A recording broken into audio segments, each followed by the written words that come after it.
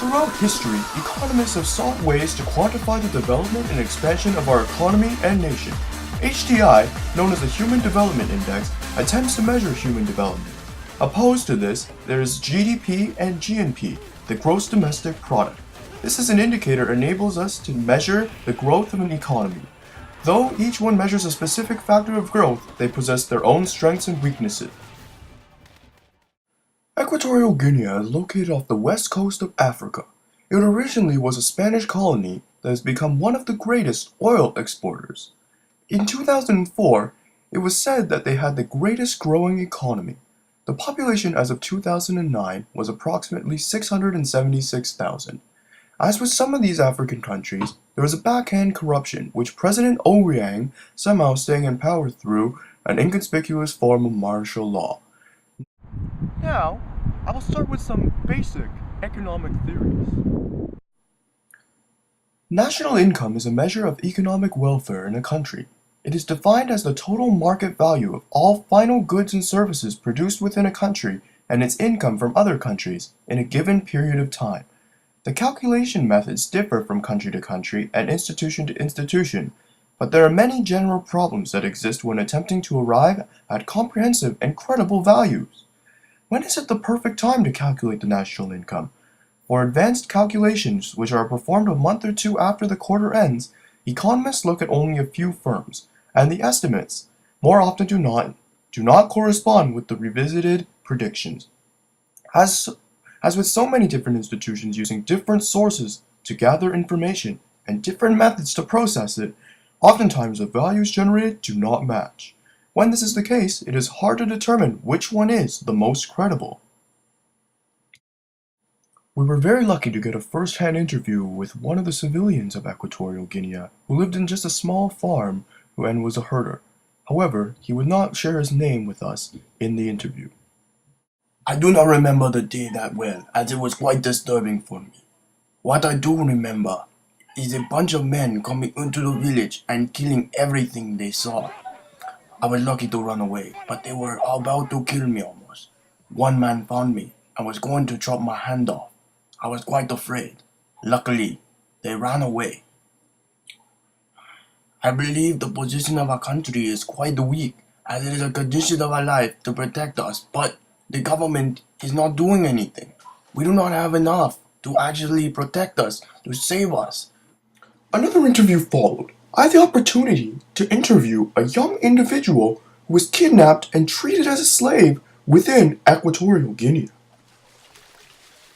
The living conditions were horrible. You work for them, not for you. I still remember hunting and searching for their own desires. It was terrible, the amount of profit they made off of us, as if it was much more than I ever could have provided for my family. To harvest that many diamonds was quite damaging to my health, since today I have many fatal conditions. Regardless, I hope such evil demands will cease in the future. Overall, this individual raised some interesting key points. This market, the underground market, is goods and services that are unaccounted for by the GDP since it goes unrecorded. Therefore, this would skew the results of GDP, making it underestimated since they would not be counted. You need a case! You need a case! Where is the diamond? Where is the diamond? Do you see a diamond? Huh? You devils have taken my family, my home, and they lost everything! Here, look! What is left? What is left? Overall, this individual raised some interesting key points. This market, the underground market, is goods and services that are unaccounted for by the GDP since it goes unrecorded. Therefore, this would skew the results of GDP, making it underestimated since they would not be counted.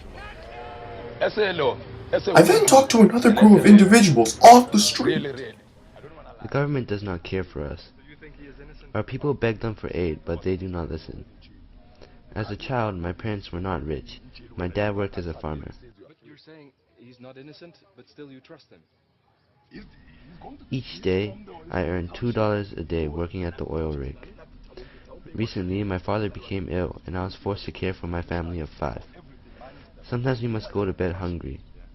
Our last child, Omandi, died before he reached the age of 4. I have heard from my friends that the owner of these oil companies make much more than us. It is a tough living here. I must live in this small home with my husband and 3 children. Each of us only has 2 pairs of clothes. With the little money my husband earns from his oil job, we are barely able to afford a meal a day. I have to work an extra job at the coffee factory, but I get paid only half of what the men earn because I am a woman. Running water is only something that exists for the rich people of this country. For us, we must go to the local river with buckets and carry it back home.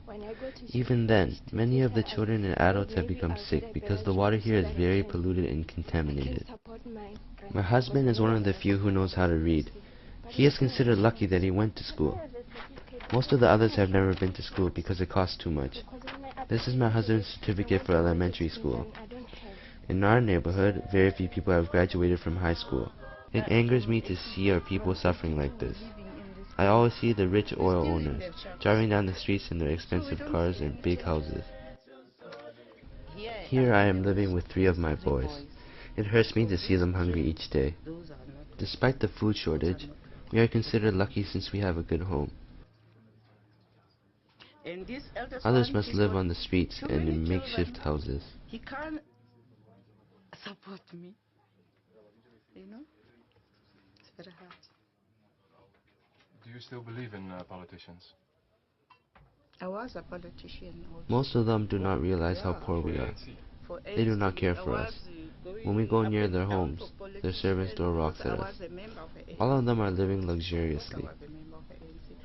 I do hope in the future I don't know. the gap between the rich and poor will shorten. What do you think about ANC today?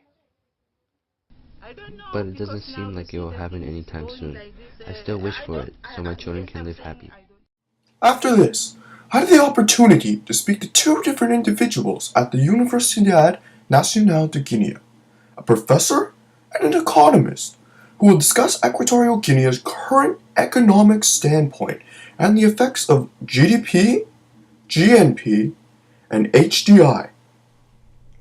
The Human Development Index, otherwise known as the HDI, is a composite statistic that serves as a gauge of human development in countries, categorizing them as developed, developing, or underdeveloped. It was first used by the United Nations Development Program. The HDI is comprised of the Life Expectancy Index, the Education Index, and the GDP Index. The HDI is often considered by many economists to be superior to the GDP when measuring a country's growth and development.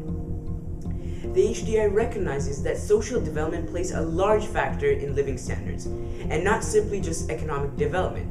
The HDI takes this into account with the Education Index, which is composed of an Adult Literacy Index and a Gross Enrollment Index, which looks at the combined primary, secondary, and tertiary gross enrollment, which is an indication of the level of education from kindergarten to postgraduate education. The HDI also recognizes that the development of a society can be seen in human terms rather than in its products or consumables.